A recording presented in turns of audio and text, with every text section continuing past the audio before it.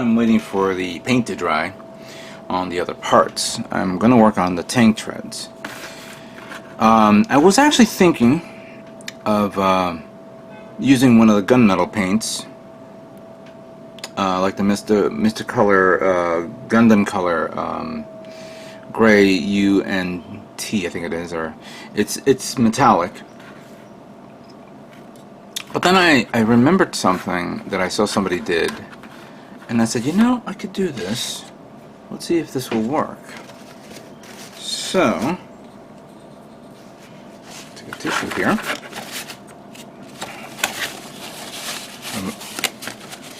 And then I'm going to, let's open that up. I opened up a bottle of Tamiya Color acrylic paint chrome silver. I have a lot of this because this is from my acrylic stock of Tamiya that I purchased a long time ago. That I thought they dried up, but I still have a bottle here and there, two of them for that matter. Never get rid of your old paints because you never know when they'll come around and you'll need them. But I'm going to try this. I've already mixed it. I'm going to use a brush. Just pat it down a bit. And then just do this.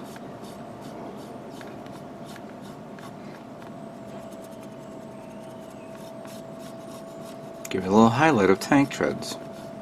It's already been painted a darker tone color, so this will hide it up a bit more. Maybe a little stronger so it shows.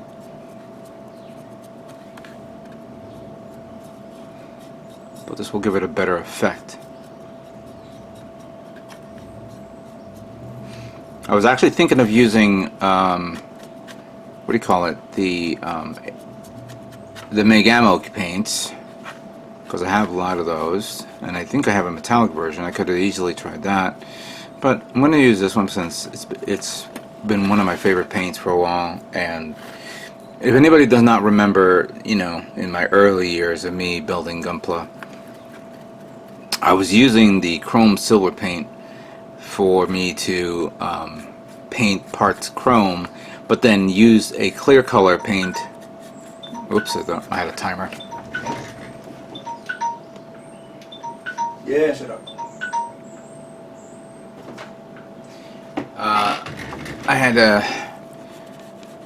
I was painting like my kit's chrome, and then I painted it a clear coat of whatever color that it was, whether it's clear blue, clear red, clear green, yellow.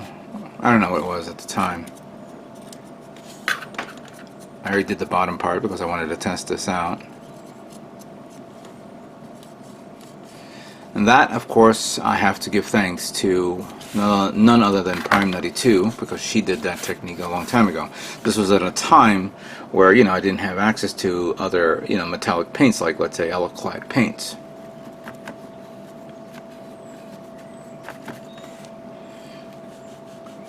I'm going to paint the inside, of course. Actually, let me get the sides.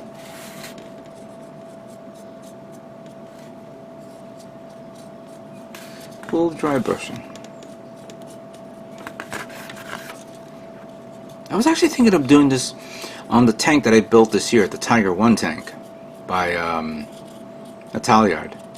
But I said, nah, this will be maybe not a good idea.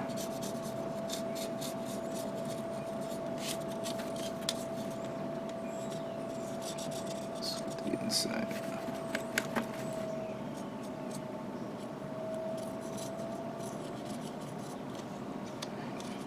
I also have another paint, which is not actually a paint, more like a paste.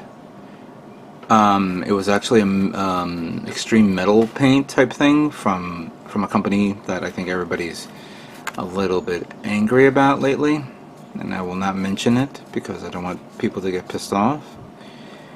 And that's actually really good too, and I'll probably end up using it for something else in the future. There we go.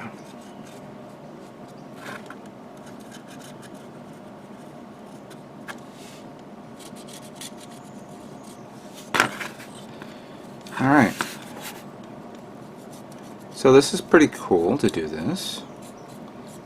I'll just let it dry. We'll go on to the next tank tread, and we'll continue on. Okay, so I painted the cannons using Mr. Metallic Color, Mr. Metal Black. And the reason why I use this is because, unfortunately, I ran out of the metallic gray from the Mr. From the Mr. Color brand from Gundam, Mr. Color Gundam. And I thought I had it, but I didn't realize I bought so many versions of gray.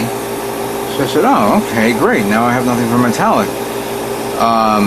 But I remember I had this one. This is the one that I used for my Zinger Z160 scale. So I painted the whole gun platform that color. Now I actually masked off this area, and hey, I may be very good with airbrushing, but not that good. Let me just cover this up a bit, and just play it safe. There we go. The reason why I'm doing that is because now I'm going to paint the next color, and that is going to be red. Number 3, red. I'm going to give it the red tone for this, something to separate it.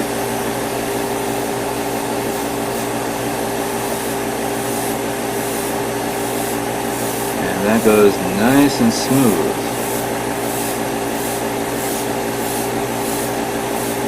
Now I don't have to worry about it being too light, because it has a darker tone under it.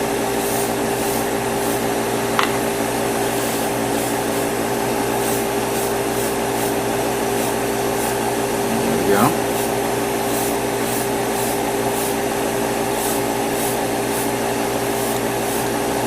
Now, unfortunately, this is a gloss red. This is not a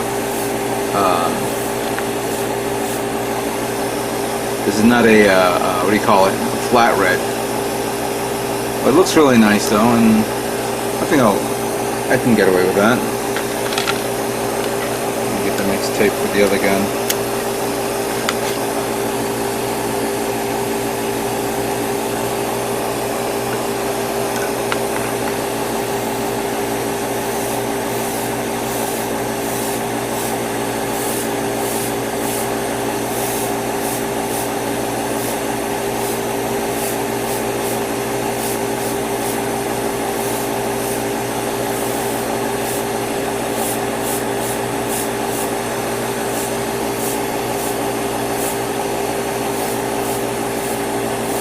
I'm going to give it this coat first, and then I'll wait until it dries, and then I'll give it a second coat later on.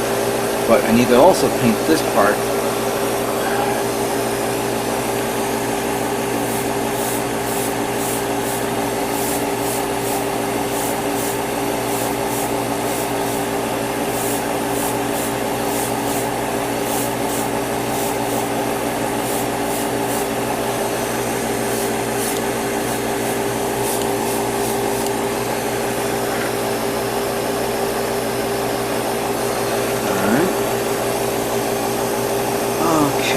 Now,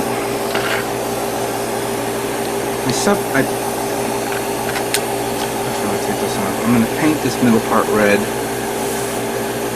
and this part red.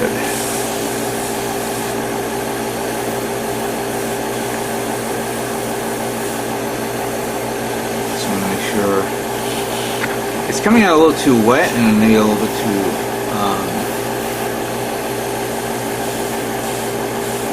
I did lower the PSIs down, so I'm just going to give it that little blast right there. So just pat it on a bit. The sides is actually the vents, which I'm going to give it another metallic coating of some sort, maybe the black again, or I may do the chrome like I did with the wheels. I don't know yet. That part is done.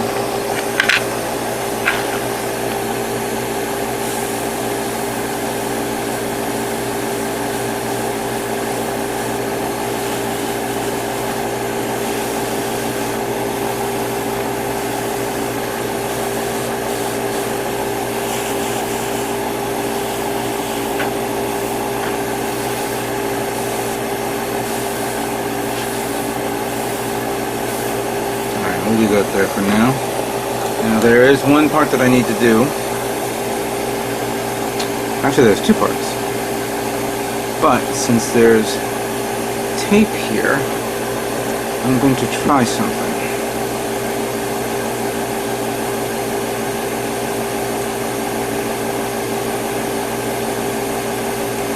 Here's the plastic detail part where I'm going to put the clear part through. And I'm going to cut this so I can paint the inside.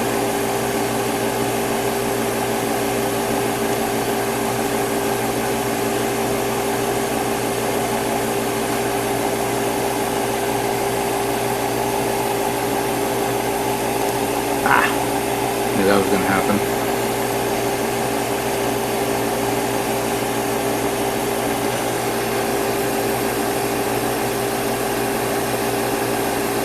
If I can get the inside, that'd be great. I don't have to grab everything, just a little bit. But again, being cautious. I thought I had extra. You know what? I've been trying to save all my, when I use, oh, there it is. When I use masking tape, sometimes I use a lot and they're not actually used up a lot to the point where I can probably use them again. So I have some leftovers that I can always reuse again. So that's like a mental FUD. If you remove masking tape and you notice that there's some masking tape that looks good, get it, remove it carefully from the part that you used it on to paint on, and put it in a place where you can actually gain access to it.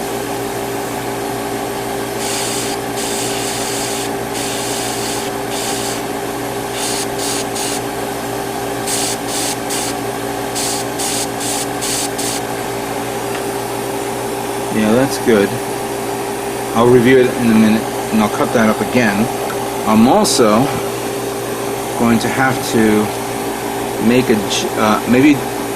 Oh, you know what? No, see, I already cut that around, but I want to paint this little part here red, this part here red. This is already painted another color, but I was actually thinking of doing because that's going to be, that's fine. I don't think anything else needs red. Oh, that's right. I did say that I'm going to do this, but I'm going to hand paint these. I'm going to hand paint the little holes. See if I can do it.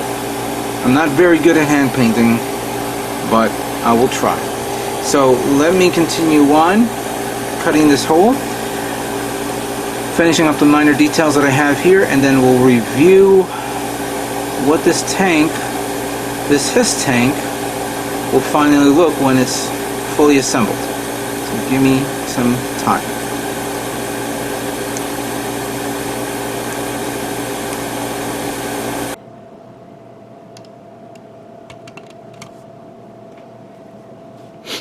And there it is. It is now complete. My version of the Cobra GundamCustoms. If Cobra gained their hands on mobile suit technology, and this is now the GundamCustoms. Fully painted, fully decaled, top coated, and complete.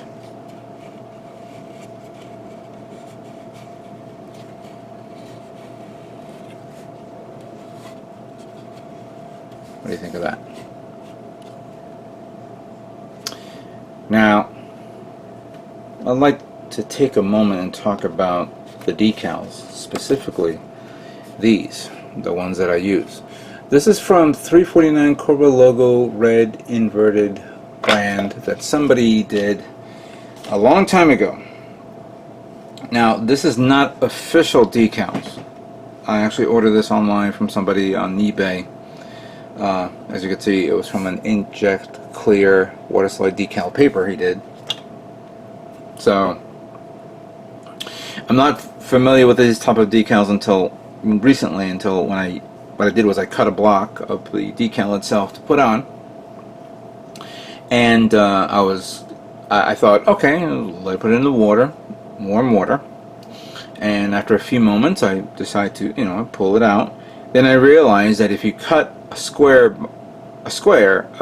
sheet, you're cutting a square decal, meaning you're getting both the everything, you know, around it. So I didn't realize that. So I took some my scissor. Oh, actually no, I didn't have scissors. Using the hobby knife was proved to be a little difficult because I could have easily damaged the logo. I damaged quite a few. But what I did was I was using this. This is actually a cutting tool for photo etch parts, but it's strong enough to be like a scissor itself.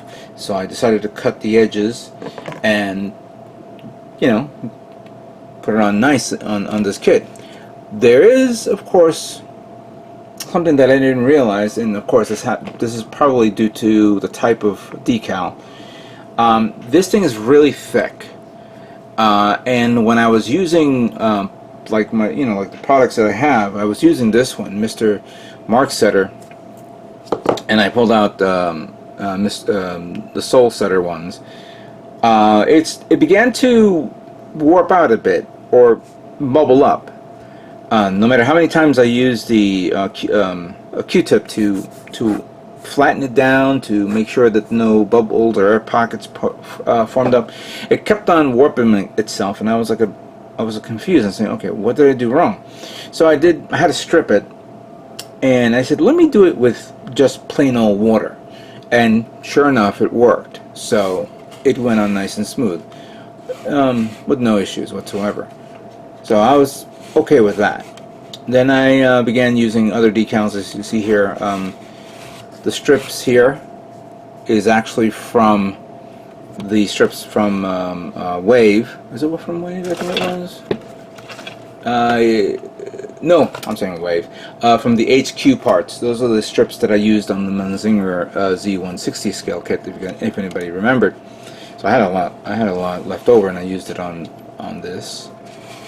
The decals here, like you see, especially here, if you look up here. Actually, you know what? Let me bring the camera a little higher up. I'm showing you from that angle, so you guys can see from above.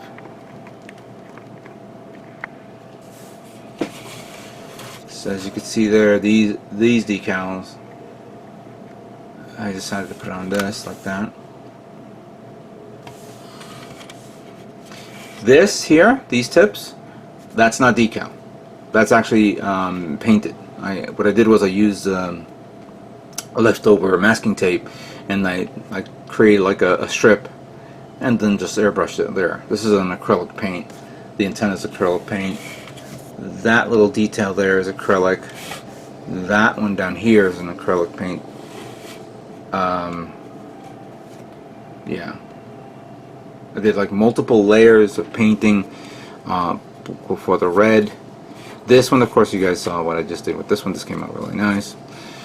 I also, before I did this, I gloss coated it before I put the decals on. Then after I was done with the decals, I top coated it with a dull coat.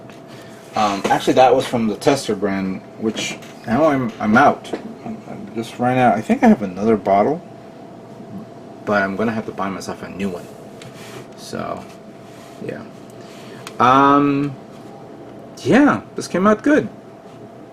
Better than what I expected. The detail of this one came out okay. I could have thought of more stuff on this, but I said, you know what, that's fine. That's fine. Vents there, all that stuff. As you can see, this is a proof of concept, this is not for real, you know. This was for fun, to build my version of a GundamCustoms if Cobra got the hands on technology like this. Obviously, this, you know, didn't think the arms would have been great. This was a neat idea. This was pretty cool that I was able to figure out the mechanics. I was actually more considering this was actually going to be okay, you see how this blue plate, it was a little bit more narrower? I was actually thinking of doing that, making it far more narrower than you see there, and then put something in front of it or on the sides. But then again, it would have been interfering with the positioning of the cannons. It would have been rubbing against it. So that was good.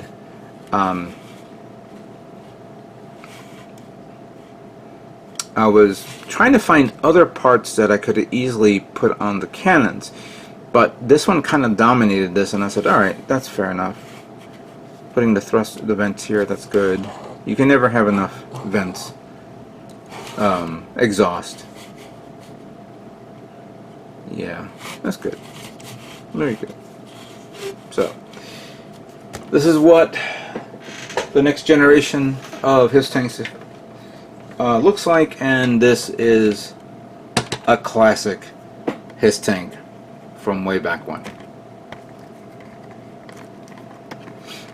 This was a long build, and usually it doesn't take this long for me to do, but certain things got in the way, and I couldn't concentrate on it. But imagine this being at 1/44 scale, which I'm assuming would have been maybe about this big, about an inch. So that would have been that big. I asked somebody that I know if they can 3D print this for me so I can put it side by side, but he couldn't find the actual designs or anything like that. If anybody can get me a 3D printed version of the HissTank at 1/44 scale, hook me up, let me know, because I'm actually considering of getting one of my plates and making a diorama scene with this and the other tank, or two. But there you go. With that being said, I really like to thank everyone for watching and contributing to this video. Thanks to Gundam Planet for providing me this kit. If you want to get, of course, the legendary early type of the gun tank from Gundam Origins, just click on the link below and head on over to Gundam Planet. You'll get 10% off on your order. Tell them I sent you. And again, thank you guys all for watching me building my version of the HissTank, also known as the GunHissTank. And what can I say but stay tuned for more Gundam models yet to come. You guys all have a great